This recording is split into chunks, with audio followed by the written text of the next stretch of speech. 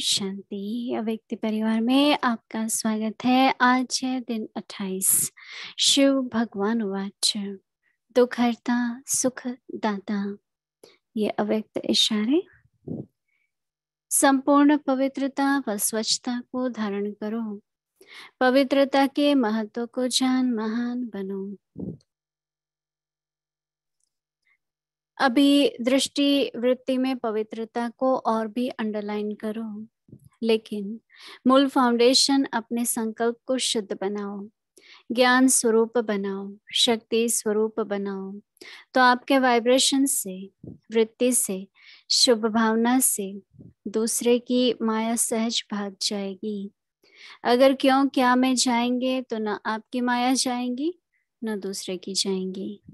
अभी हम मोहिनी दीदी से सुनेंगे।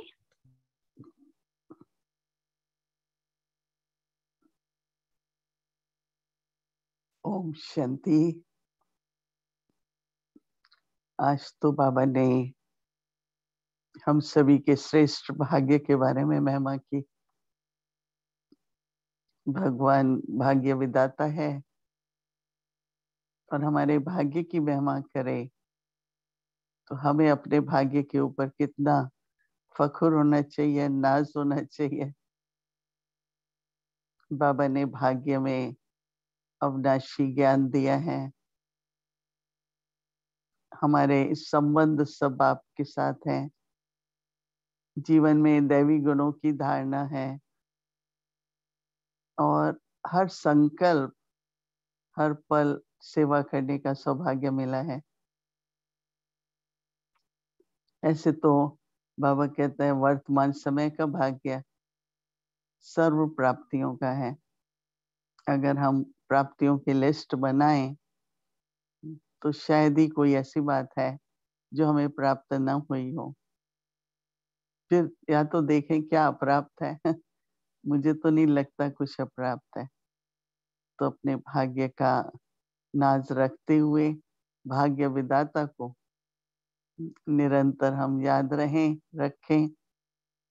तो बाबा ने कहा ना कि सबसे बड़ी भूल बाबा को भूलना है। तो बाबा को तो हम भूलते ही नहीं है। एक बार हमने मामा से पूछा, मामा आप बाबा को कितना याद करते हो? बोला ये पूछो कितना भूलती हो क्योंकि मुझे तो सदा ही याद रहती है बाबा की।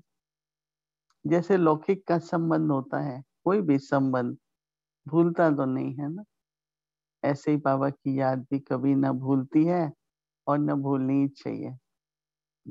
तो भाग्य विदाता है बाप। और हम लोग आज के दिन करेंगे दुख हरता सुख करता। देखो संसार में सुख देते हैं एक दूसरे को, परंतु उस सुख में थोड़ा ध्यान रखना पड़ता है कि दुख न मिले किसी कारण से। परंतु एक बाबा ही है, कितने दुख पुराने बाबा के पास आते हैं, बाबा के बनते हैं तो सब दुख भूल जाते हैं, इतनी खुशी आ जाती है और इतने सुख का अनुभव होता है। एक बार बाबा ने कहा था, बच्चे लिस्ट बनाओ, कलयुग में 100 दुख हैं और सतयुग में 100 सुख हैं, और जो सतयुग के सुख हैं वो संगम युग के भी सुख हैं। क्योंकि दुख को भी लोग भगवान की देन है, भगवान का प्रसाद करके दुख लेते रहते हैं, देते भी रहते हैं, लेते भी रहते हैं। जब बाबा के हम बनते हैं तो सुख देना और सुख लेना। बाबा कहता है कोई कुछ भी दे, आप सुख लो, उसमें कल्याण देखो, भला देखो, अपनी शुभ भावना रखो, तो लो नहीं कभी भी दुख। कई बार हम लोग ले लेते हैं ना, तो इसलिए जैसे बाबा हमारा दुख हरता सुख करता है, मुझे स्वयं के लिए भी दुख हरता सुख करता बनना चाहिए। तो जब स्वयं के लिए बनेंगे तो दूसरे को भी, जब कहेंगे ना दुखी मत हो, तो उसका दुख भी दूर हो जाएगा।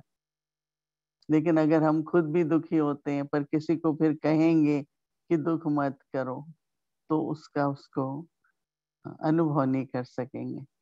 तो इसलिए बाबा का ये जो गुण है, बहुत अच्छा कर्तव्य है।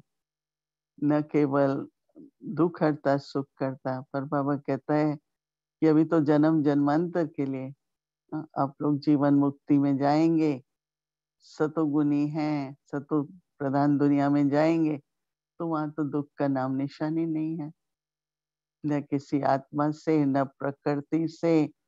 अभी तो देखो चलो आत्मा से नहीं मिलता है तो प्रकृति का कोई ना कोई आपदा आ जाती है, परंतु सतयुग में तो प्रकृति भी सतो प्रधान है। तो सतो प्रधान प्रकृति होने के कारण प्रकृति से भी सुख मिलता है।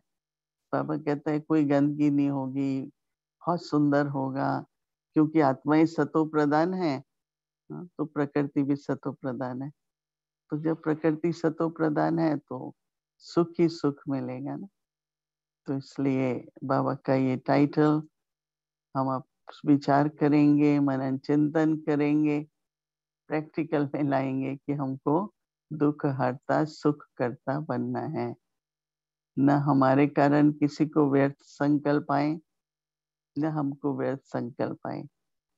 अपना हर क्षण हर पल बाबा की याद में दुख हरता और सुख करता की महिमा करते करते अपने में भी ऐसे गुण की धारणा हो जाए, ऐसा मन में दृढ़ संकल्प रखना जरूरी है।